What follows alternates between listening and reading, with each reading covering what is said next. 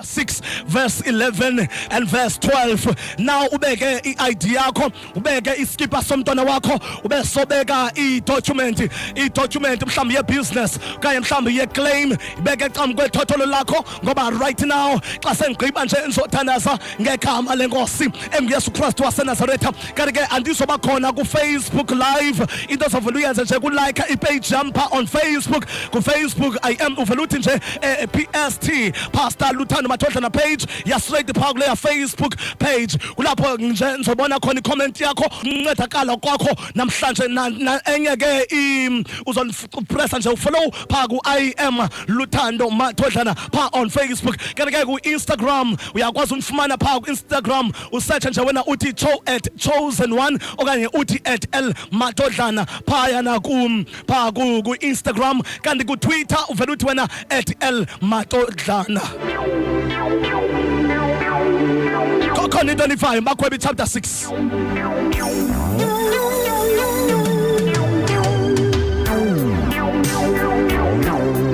Sonncwadi Abakhwebe chapter 6. Abantu abaninzi xa bejonga leya verse leyana ivesi iphambili esiqale ukuthi kwakhona imfazwe phakathi kwamaSirayeli namamidiyani. Kwakunemfazwe phakathi kwamaSirayeli namamidiyani, amamidiyani ehlasela amaSirayeli ngendlela nje engathethekiyo. Ngexesha kunale mfazwe amaSirayeli kunye namamidiyani kwakunendoda igama layo linguGideon. Xa uvele ujonga ku11 no12 ngexesha wanye amadoda esilwa emfazweni, iBhayibheli ngixela kakuhle ukuthi uGideon wayebhula ingqolowa, yena ngexesha abanye abantu besilwa yena uGideon wayebhula ingqolowa. Ngexesha abanye abantu besilwa yena wayengalwi kodwa wayebhula ingqolowa. Cela uthetha nawe.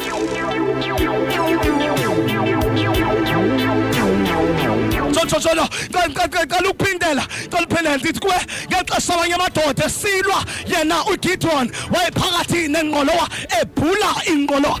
Abanye amadoda asemfazweni yena ubhizi amandla okulwa imfazwe wakhuphela ekubhuleni ingqolowa. Hayi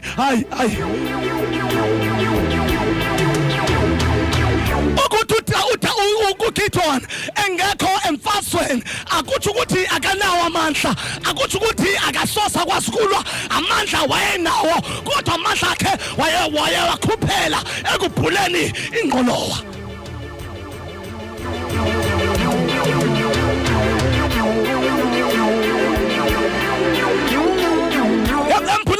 Kunemfazwe okumele ukuthi before uzilwe, kunemfazwe before uzilwe. Imfazwe esinamandla zimfazwe ozilwa wedwa, not nabantu.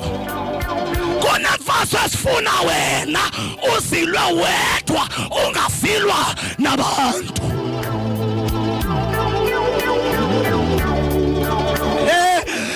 iBhayibheli yami uGideon wayebhula ingqolowa, amandla wayenawo uGideon intoba angahamba yokulwa namamidiyane. Kodwa kwakunexesha, kwakuyisizini, kwakuyiperiod oba amandla akhe awaspende alwe imfazwe zakhe yedwa.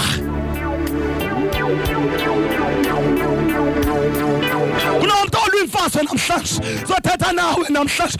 Kunomuntu olwimfazwe umbona stratweni ngathi unqumile, kanti kunemfazwe osilwa yedwa. Kwimfazwe ezinamandla mphulaphuli simfazwe osilwa wedwa.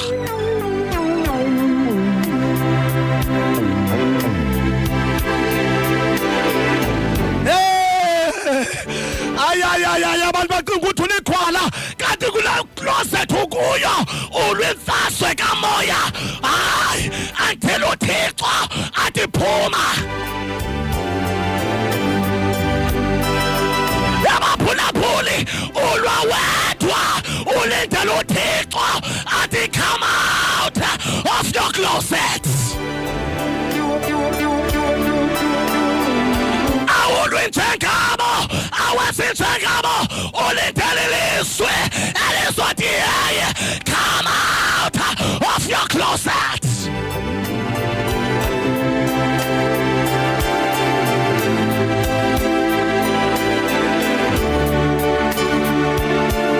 Madoda khona umuntu ethetha naye mhlawumbe athekule awulogwala wena ulindele izulu lithi phuma and face amaMidian.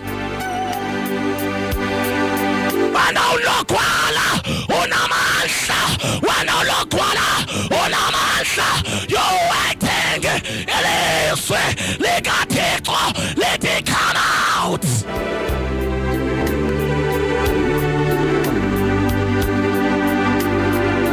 Ipablamithi lafika ilizwi ayayaya yafika ingelosi yafika kuGidiyoni lathi ingelosi Gidiyoni ndodandini enomkroti phuma.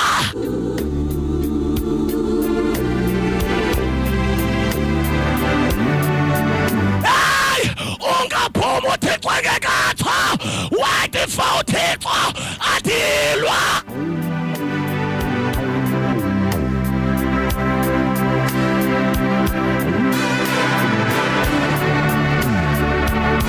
Goduka, Klasan Goduka, so I take one pula puli, Glota Ogoya, Wula Baba Suya, Rela Baba Saya, the Tonyewe, Gotomazo Kayala, come out of your closet.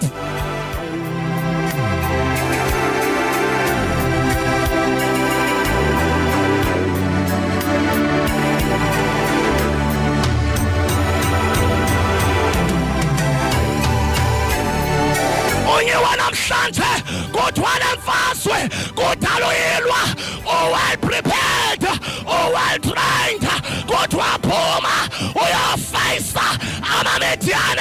Come out of your closet. Yalabo satanaba phuma. Balonamandla, you are powerful. You are powerful. Professor amaMidian.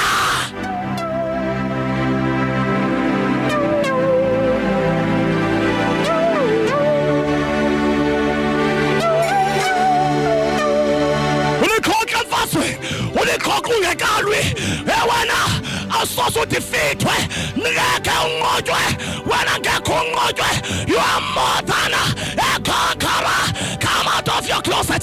Kudala usifanele, kudala ukhala, lamandla ukhala ngawo. Professor amaMidian, come out.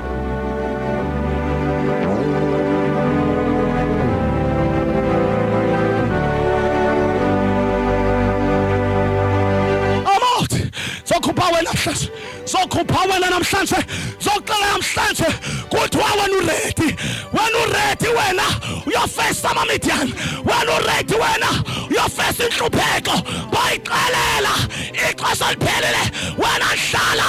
Hey, it is enough.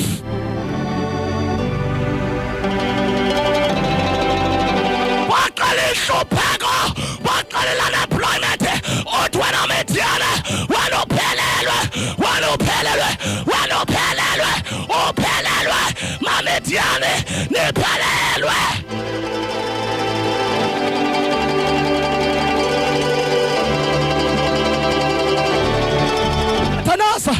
Dathanasa zoxela amaMidian aphezu kwakho namhlanje, amaMidian la.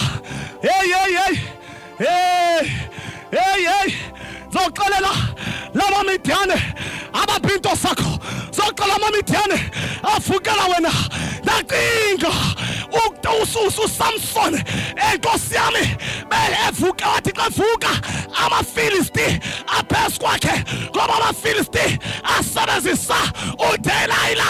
Ndithi kuwe emani lamaMidian ngeke aphinde abuye, ayaphelelwa namhlanje.